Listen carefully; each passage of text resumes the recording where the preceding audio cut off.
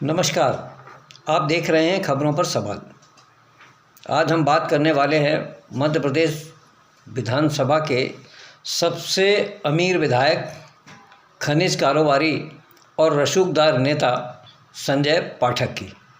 संजय पाठक मध्य प्रदेश सरकार में मंत्री रहे हैं और शिवराज सिंह चौहान के मुख्यमंत्रित्व काल में वो ताकतवर मंत्रियों में भी गिने जाते थे।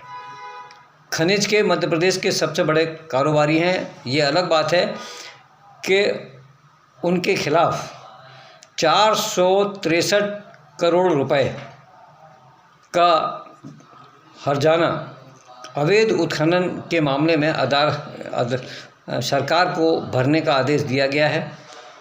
और इनके परिवार की जो 3 बड़ी कंपनियां हैं, जिन कंपनियों के माध्यम से संजय पाठक कारोबार करते हैं, इन कंपनियों में उनके भाई, उनकी माँ, उनकी पत्नी, उनके परिवार के लोग डायरेक्टर हैं, एमडी हैं, सीएमडी हैं, चेयरमैन हैं। ये सब परिवार के लोग हैं।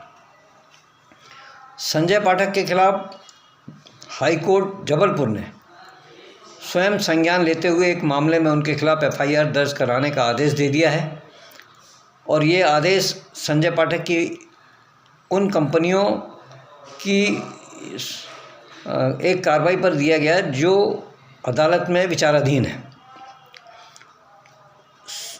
संजय पाठक ने अपने ऊपर जो आरोप लगाए गए थे या उनकी कंपनियों पर लगाए गए थे कि इन्होंने अवैध उत्खनन किया है और जिसके बदले में इनको 463 करोड़ से अधिक रुपया सरकार के खजाने में जमा करना, ये नोटिस भी कलेक्टर की तरफ से उनको जारी कर दिए गए थे। मध्य प्रदेश की विधानसभा में मुख्यमंत्री डॉक्टर मोहन यादव ने खुद इस बात की जानकारी सदन में दी थी एक प्रश्न के जवाब में।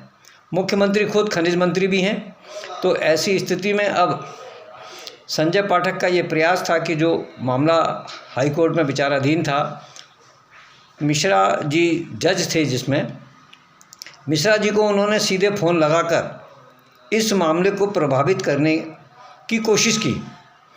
न्यायाधीश ने इस मामले को गंभीरता से लिया और उन्होंने अपनी नोटबुक, जो सरकारी दस्तावेज होता है, उसमें ये दर्ज करा दिया कि संजय पाठक ने उन्हें फ़ोन करके इस मामले को प्रभावित करने का प्रयास किया। और ये कहते हुए उन्होंने इस मामले से अपने आप को हटा लिया। उन्होंने कहा इस मामले की सुनवाई अब कोई दूसरा जज करे।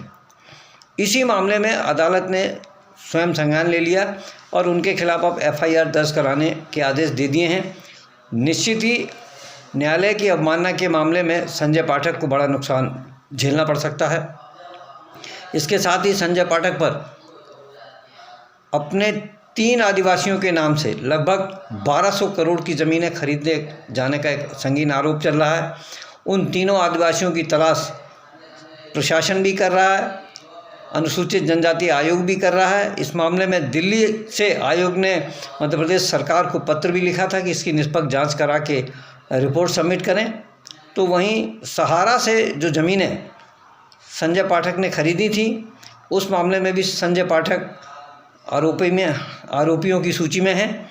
सहारा से जो ज़मीनें बेची गई थी, जिन कर्मचारियों अधिकारियों ने, सहारा वालों ने इन ज़मीनों को बेचा था, वो जेल जा चुके हैं। उनके खिलाफ एफआईआर दर्ज है। अदालत में अभी यह मामला जाएगा और इस मामले में संजय पाठक भी परेशानी में आ सकते हैं। रसूखदार विधायक होने के कारण, अरबपति विधायक होने के कारण, सत्ता और सरकार में मजबूत पकड़ होने के कारण संजय पाठक अब तक बचते आए हैं।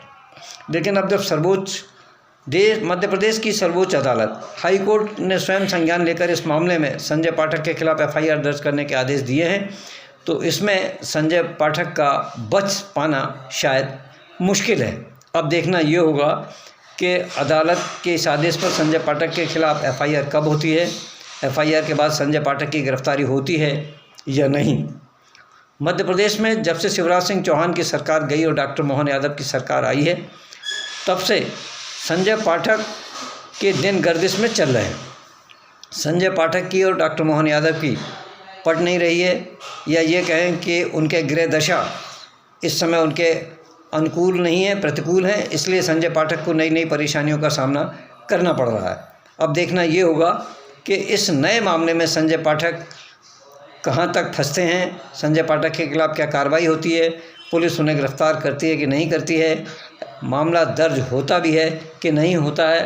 अब इन तमाम सारे मामलों को लेकर, संजय पाठक के इस विशेष मामले को लेकर भी राजनीति में चर्चाएं गर्म हैं। विपक्ष के नेता और विपक्ष के कार्यकर्ता संजय पाठक पर आरोप प्रत्यारोप लगा रहे हैं। नेता, अधिकारी से लेकर मीडिया में भी ये खबरें सुर्खियां बनी हुई हैं। अब ये खबरें जब बाज़ार में हैं, मार्केट में हैं, लोग इनको देख रहे हैं, तो खबरों पर सवाल होना लाजमी है। खबरों पर सवाल के लिए मैं जय सिंह चौहान, भोपाल से।